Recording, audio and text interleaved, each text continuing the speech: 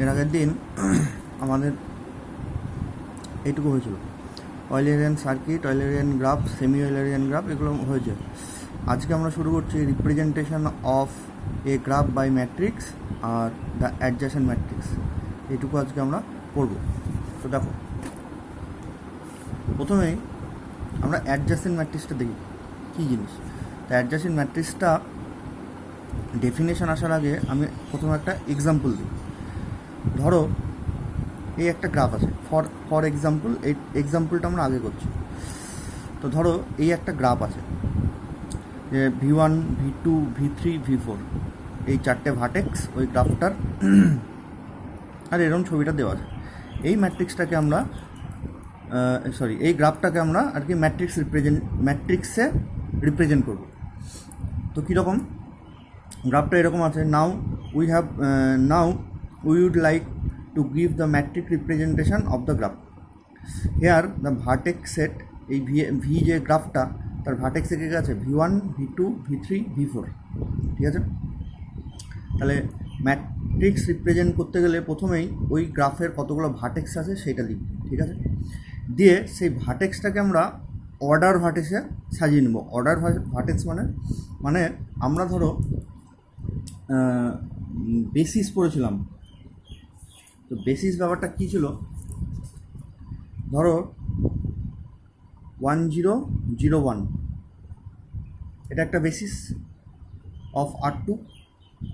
Similarly এটাকে যদি আগে নিয়ে আসি, মানে 0110, এটাও কিন্তু R2 এর বেসিস, ঠিক আছে। এটাও বেসিস, এটাও বেসিস, আমি শুধু কম্পোনেন্টটা পাল্টে দিয়েছি।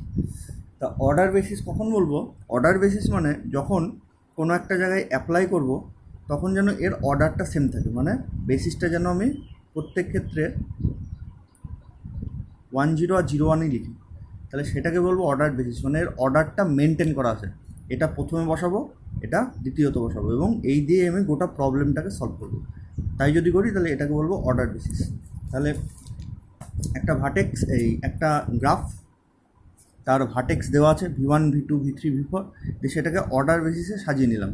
V1, V2, V3, V4, মানে আমি থ্রু আউট ম্যাট্রিক্স রিপ্রেজেন্টেশনে এই V1, V2, V3, V4 এই অর্ডারেই লিখব ভার্টেক্সগুলোকে।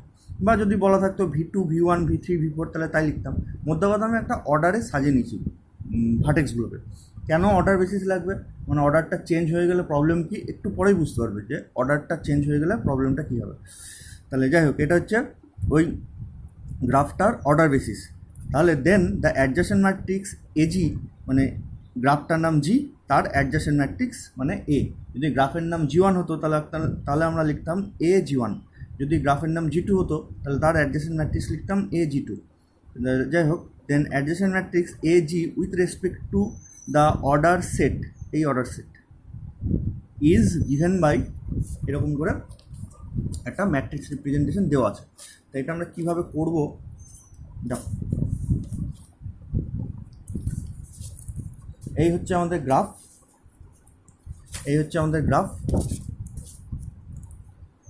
আর এর আমরা ম্যাট্রিক্স রিপ্রেজেন্টেশনটা করতে চাইছি। তাহলে আমাদের প্রথমেই এ যে ম্যাট্রিক্স, তার মানে সেই ম্যাট্রিক্সটা কত ক্রস কত অর্ডারে হবে সেইটা আমাদের জানতে হবে।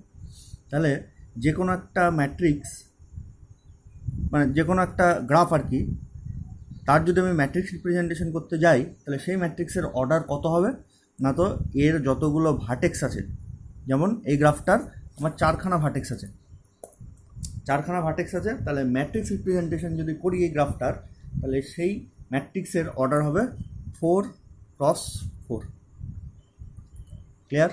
4টে ভার্টেক্স, 4 × 4। যদি 6টা ভার্টেক্স হতো 6 × 6, ঠিক আছে। সবসময় স্কোয়ার ম্যাট্রিক্স হবে। এবারের এলিমেন্টগুলো কী হবে, আমি পরপর লিখি V1, V2, V3। আর একটু বড় নিচ্ছ তো ম্যাট্রিক্সটা, একটু বড় করে আঁকেন।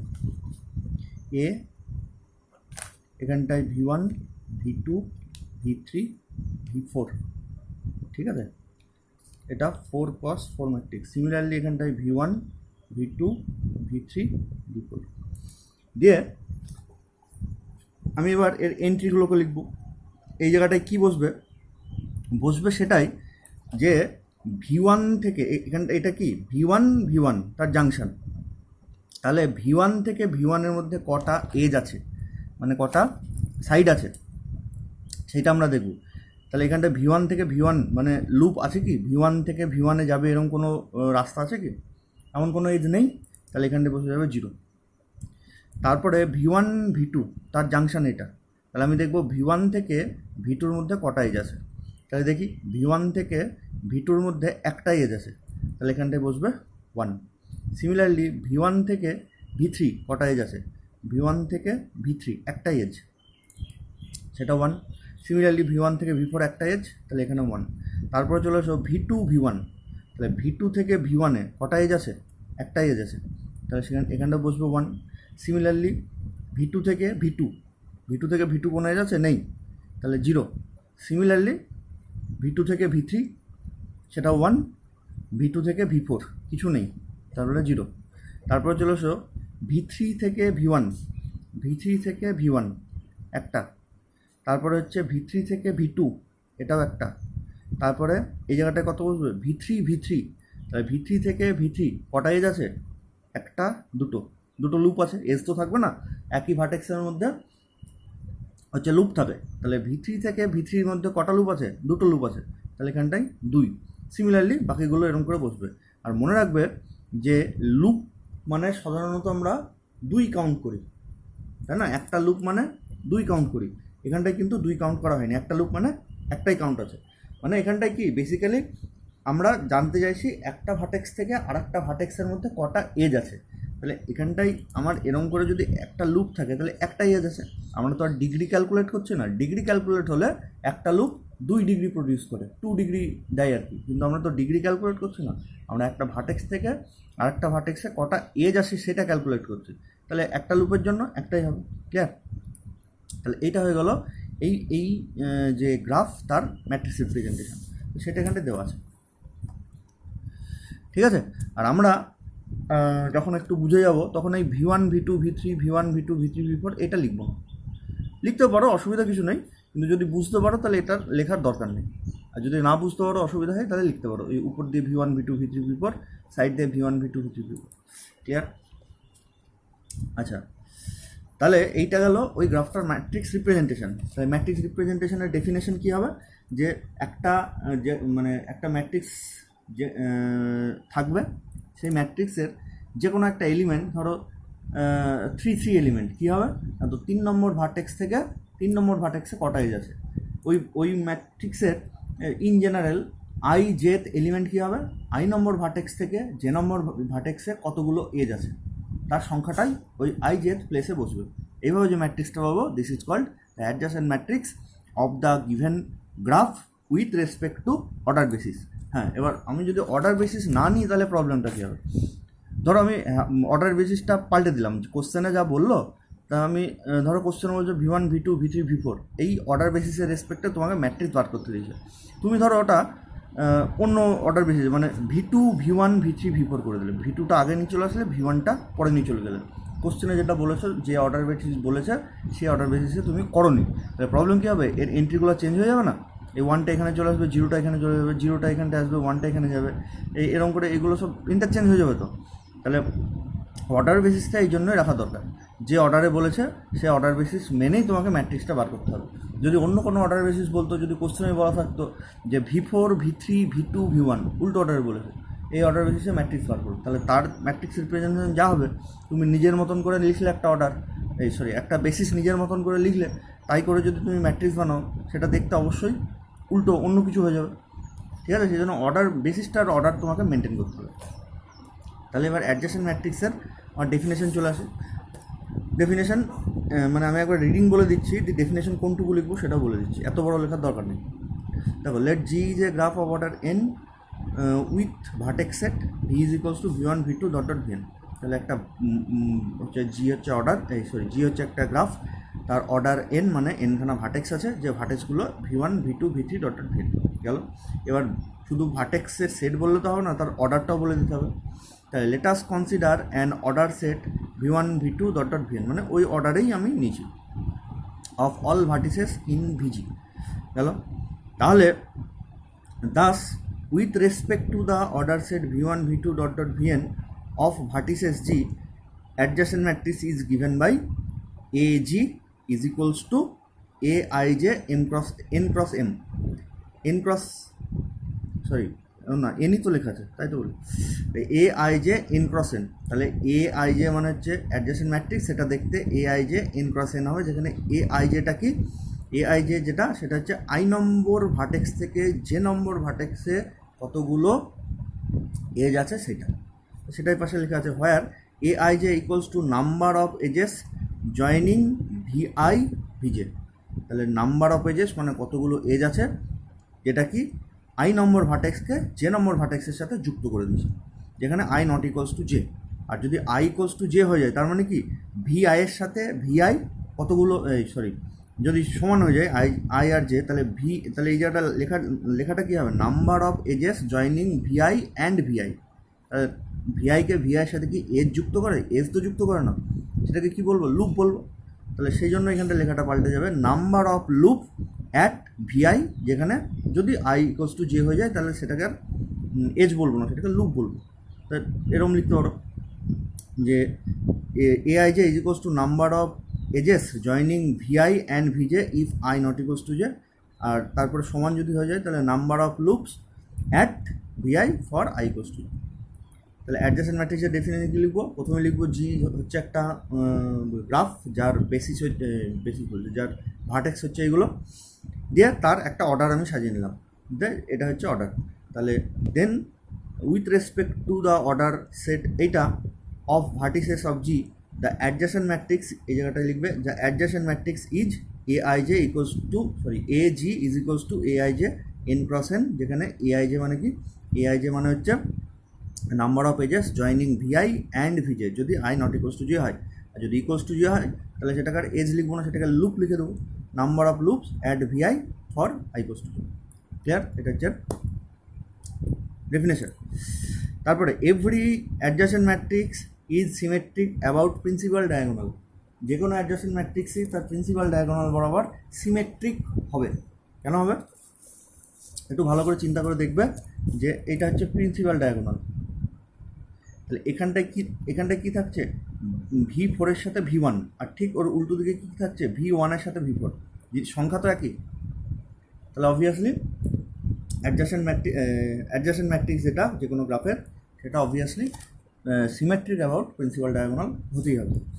তারপরে if a graph contains no loop all the elements of the principal diagonal of AG must be zero. তাহলে এই যে প্রিন্সিপাল ডায়াগোনাল এগুলোয় কী থাকে? যেমন ফার্স্ট এটা প্রিন্সিপাল ডায়াগোনালের প্রথম এলিমেন্ট, তো সেটা কী থাকবে? V1 এর সাথে V1, তার কতগুলো মানে সেটা কতগুলো লুপ আছে, V1 এর সাথে V1 এর কতগুলো লুপ আছে, এখানে কত থাকবে? V2 সাথে V2, তার মানে V2 এর উপরে কতগুলো লুপ আছে, সিমিলারলি V3 এর উপরে, সিমিলারলি V4 এর উপরে কতগুলো লুপ আছে, সেইগুলো প্রিন্সিপাল ডায়াগোনাল বরাবর আসে। তাহলে কোনো একটা গ্রাফে যদি লুপ না থাকে তাহলে কী হবে? প্রিন্সিপাল ডায়াগোনালগুলো সব জিরো হয়ে যাবে, এটাই বলেছে। If a graph G contains no loops all the elements of the principal diagonal must be zero. তাহলে তো আমরা শর্ট কোশ্চেন দিতে পারে যে when principal diagonal of a adjacent matrix of a graph becomes zero, তাহলে তোমাকে লিখতে হবে যে if there is no any loop within a graph then principal diagonals বা elements of principal diagonals become zero. চলো, at a same time if it contains no parallel edges, তাহলে ধরো loop তো নেই কোনো একটা গ্রাফের, সেই সঙ্গে ধরলাম প্যারালাল এজও নেই। প্যারালাল এজ মানে কাকে বলে? একটা ভার্টেক্সে যদি দুটো ভার্টেক্সে যদি একের বেশি এজ চলে আসে, মানে এটা ধরো V1 আর এটা ধরো V2, এটা একটা এজ, এটা ছাড়াও যদি আরও এজ থাকে, এটা একটা, তাহলে এগুলোকে প্যারালাল এজ বলে। তাহলে যদি এরকম প্যারালাল এজ না থাকে, মানে V1 আর V2-র মধ্যে হয় এজ থাকলে একটা আর না থাকলে নেই, তাহলে এই এন্ট্রিগুলো হয় জিরো হবে না হয় 1 হবে, 2 তো আসতে পারবে না, 2, 3, 4 এগুলো কিছুই আসতে পারবে না। তাহলে সেটাই বলতে চাইছে যে অ্যাট দ্য সেম টাইম, মানে লুপ তো নেই, if it contains no parallel edges the elements of AG আর 0 and 1 অনলি। ক্লিয়ার? আর কোনো একটা ম্যাট্রিক্সে যদি অনলি 0 আর 1 থাকে তাহলে সেই ম্যাট্রিক্স রিপ্রেজেন্টেশনটাকে বলা হয় বুলিয়ান ম্যাট্রিক্স, যেটা আমাদের সিলেবাসে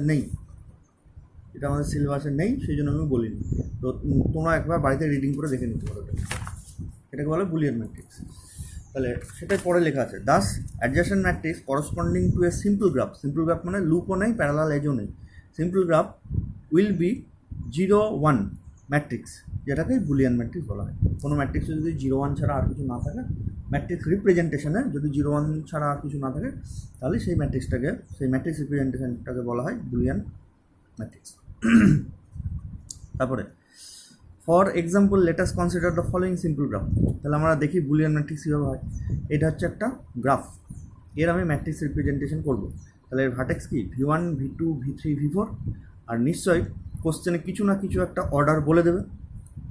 তাহলে for an example let us consider the following simple graph. এটা here the vertex v equals to v1, v2, v3, v4, এটা ভার্টেক্সের সেট। এবার এর অর্ডার কী বলবে কোশ্চেনে সেটা দেখতে হবে। Das order of adjacent matrix is 4। Order মানে হচ্ছে অ্যাডজেসেন্ট ম্যাট্রিক্সটা কত অর্ডারের হবে, 4টে ভার্টেক্স, 4x4 অর্ডার। তারপরে late us consider the order set v2, v3, v1, v4। আমার কিন্তু অর্ডার সেটটা এরম নিতে বলেছে, v2, v3, v1, v4 of the vertices. তাহলে এই অর্ডার বেসিসের রেসপেক্টে যদি আমি এই গ্রাফটার ম্যাট্রিক্স রিপ্রেজেন্টেশন চাই, তাহলে সেই ম্যাট্রিক্সটা কী হবে, therefore the adjacent matrix is given by AG is equals to, যে অর্ডার বলেছে v2, v3, v1, v4, এদিকেও v2, v3, v1, v4। তাহলে আমি প্রথমে লিখবো v2 থেকে v2-র মধ্যে কটা এজ আছে, v2 থেকে v2-র মধ্যে কটা এজ আছে, লুপ নেই মানে কিছু নেই, 0।